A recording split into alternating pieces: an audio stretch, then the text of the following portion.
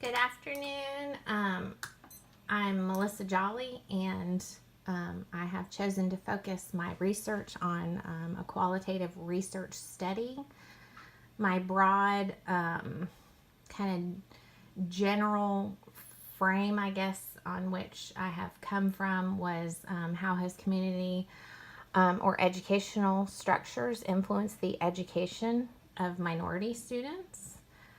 I think that I need to preface my questions around my own bias and sort of my background for reasonings of why I chose this path. I grew up in Florida, right around Tampa, during the 80s, which was the height of sort of the idea of busing and integration. I lived in a very, very small town, but even within that town, my neighborhood was very middle class. It was very diverse. We had all different flavors, colors within my neighborhood, and an extension of that, our schools were very diverse. I was exposed to teachers of all different race, ethnicities, colors, and that was just sort of how I thought that everywhere was like, and that was everyone's experience. Um, Growing up, even into my teens, friends and I really thought that race really wasn't an issue anymore. That was sort of the old people, our parents' generation. Once they were gone, that was really kind of an old-fashioned way of thinking. I feel I have been naive enough to think that even raising my own children, that would not be sort of a thing anymore. um, and it wasn't until I fast forward to moving to Tennessee. I think my very first kind of culture shock experiences moving here was I was very shocked to see that there was very, very, very few minorities. It was shocking. I live in a very middle class suburb of Nashville. I live in Mount Juliet. The first school that I worked at here had not one single faculty member of color. I had two students of color in my classroom. As the years went on, I've moved to the middle school, and sort of the same situation, not a single faculty member. And on one hand, out of 75 students, I could count minorities and include every single ethnic group on one hand.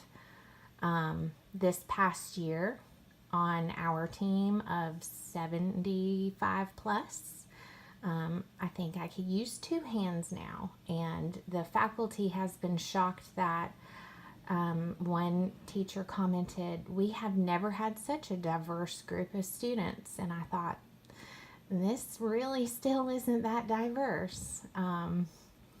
So it started getting me thinking. And over the years, as I've been working towards some higher education, I've been in contact with many other educators across Tennessee.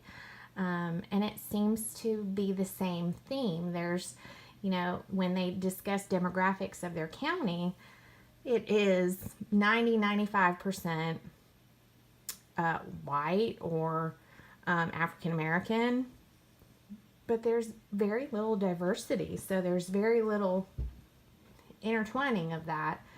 And I really wanted to know what those effects were on student achievement. And throughout my research, I have found some very shocking discoveries.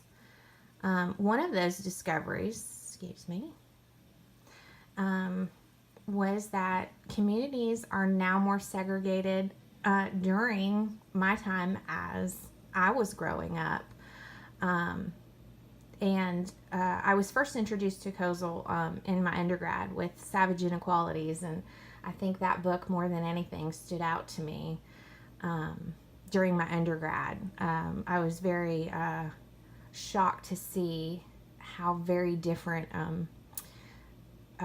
education could be throughout our country. I grew up in Hillsborough County, which is the fourth largest county in the United States, and so we didn't see a lot of those inequalities since our county was so big. We could kind of level it all out, but you know, as you look at the country as a whole, there's these very tiny districts and counties, and so there's very little that you can do within those counties.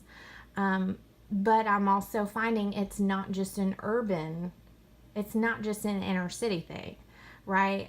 Even in my own town, I feel the same label can be applied, that it's racially isolated. So I kind of wanted to take those two settings and see if there's commonalities for minorities within those two settings. Obviously, the minorities in racially imbalanced communities that have high numbers of minorities are not minorities at that point, but within the general sense of the term, do they experience the same sort of experiences that they would if they were in predominantly white communities? So I wanted to take those two different settings and see if I could find some commonalities or differences between those two settings. So these are the 4 questions that I will be kind of framing my research around. The first is, how do racially imbalanced communities affect minority achievement? I feel like from this question I will get my categories of how it's affecting achievement. My second question is, what are the cultural factors? I'm suspecting that the two different settings will have different cultural factors, since the socioeconomic situations may be different. I want to know if safety and school culture and the perceptions of that safety plays an impact on student achievement. And I also wanted to know, are the expectations different in those two settings, and what are the preferences and perceptions of that for minority students? I feel like I'm always looking at answers through a social reconstructivist point of view. I feel like there's really no reason to know something unless you're going to use it to make things better. I want there to be a bigger reason for knowing why, and how can you use that to make the world a better place. And I feel like there's no better place than education to start that process. My theoretical framework, though, is phenomenological research. I hope I'm saying that right. I really want to know what experiences people are having. I want to know what their perceptions are, what their perspective is, how do they feel about certain situations, and is it like a shared experience for a shared phenomenon?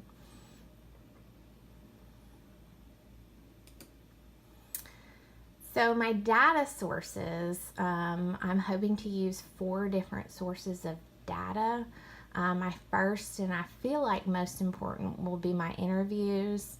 I'd like to interview faculty, parents, and hopefully students. I want to video or audio record those, keep transcripted logs, just to make sure that I'm understanding their point of view. I plan to use documents and artifacts, any sort of achievement scores, disciplinary records, anything the U.S. Department of Education or Tennessee Department of Education may have. I hope that that can help to support the interviews and the perceptions that my participants have. I plan to use surveys. I'd like to do more surveys and interviews, and I want to make sure that these are anonymous, they're descriptive and scaled, and that I plan to use either paper or Google Forms. I feel like this will be a quick way to get some lots of data and scaled data. I'm hoping to get at least one focus group together in which, again, I will video or audio record those and get sort of a collective response from a group. So my methods. I plan to use 2 different counties. Again, I want to use, the purpose of doing this is so that I can get an urban setting and a suburban sample. I hope that this widens the possible connections that I can get from those 2 communities, so that I can find something that's common between those, or maybe something that is not common between those. I think that achievement scores will provide some trends in minority populations within those 2 districts, and again, either help to confirm or disconfirm the information that I get from those interviews. Documents and artifacts can provide hopefully some historical trends. I'm looking for patterns, either community housing development trends that may have led to where we are today. My interviews, I hope that through these, this is where I can sort of through my coding, construct themes and repeated experiences that are echoed and shared throughout these 2 very different socioeconomic groupings. I plan to use surveys as a way to sort of quantify these experiences, to see to what extent or what degree these similarities are or not. And I through the scaled responses, I just want to know how much or to what extent these shared experiences are. So my participants, I am going to be focused but not limited to African American students. I'm choosing high school students because I feel like at that point they have more ownership of their own learning. It's not necessarily coming from parents or educators, but that it is from them and their perceptions. I also do plan to use parents and educators, but I want to get elementary, middle, and high school perspectives of both of those groups. And again, I'll be using participants taken from schools that are racially imbalanced, whether that's urban or suburban. And I want to go ahead and recognize my limitations and my delimitations. I understand that I will not be able to represent every minority population out there. There are boundaries to the experiences that I am going to come across. It may exclude entire minority populations or mixed racial students, and that may not be able to translate to minorities in general. Localization, so this will also may limit my ability to make connections to counties beyond or socioeconomic populations beyond what I am studying.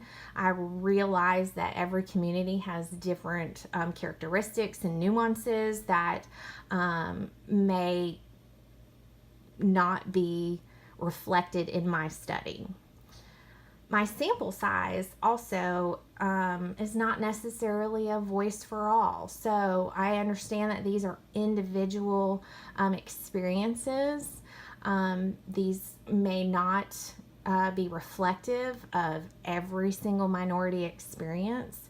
So I just want to recognize that that my sample may not be a voice for every single minority and their educational experiences. And that also has to do with regional, statewide, or nationally. Here are my very few list of references that I have accumulated so far that has sort of led me down this path, but I will be acquiring much more. I'm really excited to get started, and can't wait to see what I find out. Thanks.